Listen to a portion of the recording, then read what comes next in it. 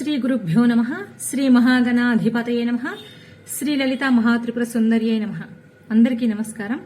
మనం లలితా సహస్రనామంలోని 17వ నామమైన వదనస్మర మాంగళ్య గృహతోరణ చిల్లిక అనే నామానికి అర్థాన్ని తెలుసుకుందాం. ఇదంతా కూడాను ఒక్క నామమే. ఈ నామానికి అర్థం ఏమిటి అంటే, జగన్మాత యొక్క వదనము అనే మన్మధుని యొక్క గృహానికి ఆమె కనుబొమ్మలు తోరణముగా పెట్టబడి ఉన్నాయట. మన్మధుడి గృహం ఏమిటి, అమ్మవారి వదనం ఏమిటి అనే ఆలోచన మనకు వస్తుంది కదా. ఆ వృత్తాంతం ఏంటో, మన్మధుడు అమ్మవారి యొక్క వదనాన్ని గృహంగా ఎందుకు చేసుకోవాల్సి వచ్చిందో ఈ వృత్తాంతం వింటే మనకు అర్థమవుతుంది.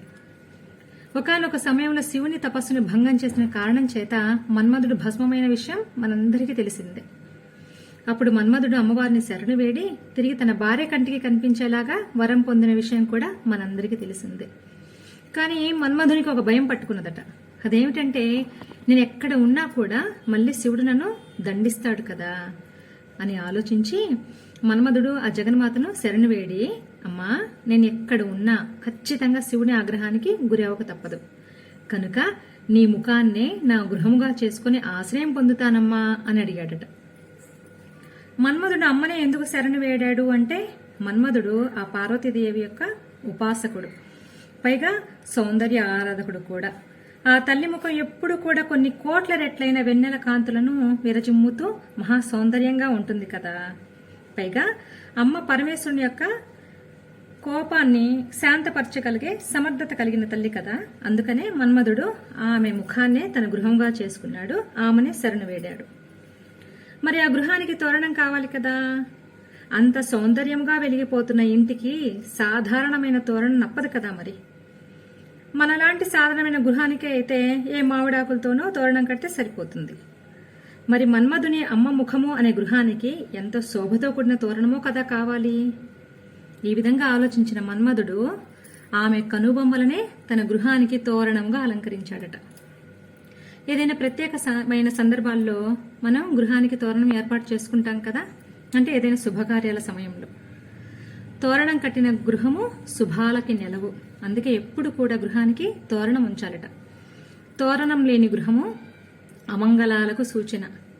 ఆ తల్లి ముఖం ఎప్పుడు కూడా తోరణంతో అలంకరింపబడిన గృహంలాగా ఎంతో ఆహ్లాదంగా శోభాయమానంగా ఉంటుందట. ఆ పరదేవత యొక్క వదనము దర్శించినంత మాత్రం చేతనే మనకి అన్ని అమంగళాలు తొలగిపోయి సర్వ శుభాలు కలుగుతాయట.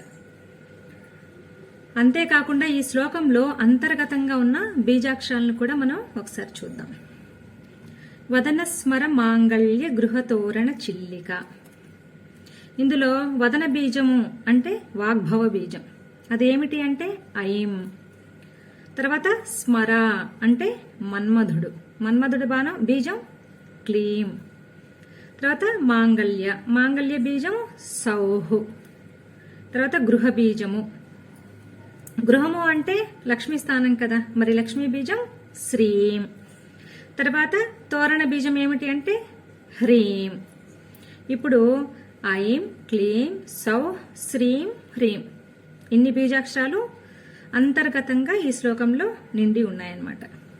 ఇక చిల్లిక అంటే కనుబొమ్మలు అని అర్థం. ఒక్కొక్క బీజము ఒక్కొక్క రకమైన శక్తిని కలిగి ఉంటుంది. సాధారణంగా బీజాక్షరాల్ని గురు ఉపదేశం లేకుండా పఠించరాదు అనే నియమం ఉంది కదా, మనం ఆ నియమాన్ని పాటించాలి కదా.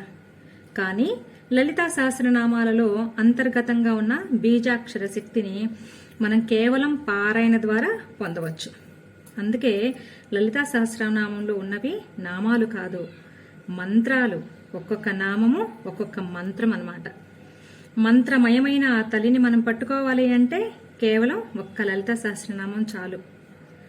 మన్మధుని యొక్క గృహానికి తోరణంగా ఉన్న ఆ తల్లి కనుబొమ్మలను ఎవరైతే ధ్యానం చేస్తారో వారు ఆ మన్మధుని యొక్క బాణాలకి గురి కాకుండా కాపాడడంతో పాటుగా సర్వ మంగళాలను ఆ పరదేవత మనకి సమకూర్చి పెడుతుంది. కనుక అమ్మ కనుబొమ్మలను మనం ధ్యానించే ప్రయత్నం చేద్దాం. మరొక నామంతో మళ్ళీ కలుద్దాం. సర్వం శ్రీ జగదంబ పాదార విందార్పణమస్తు. స్వస్తి.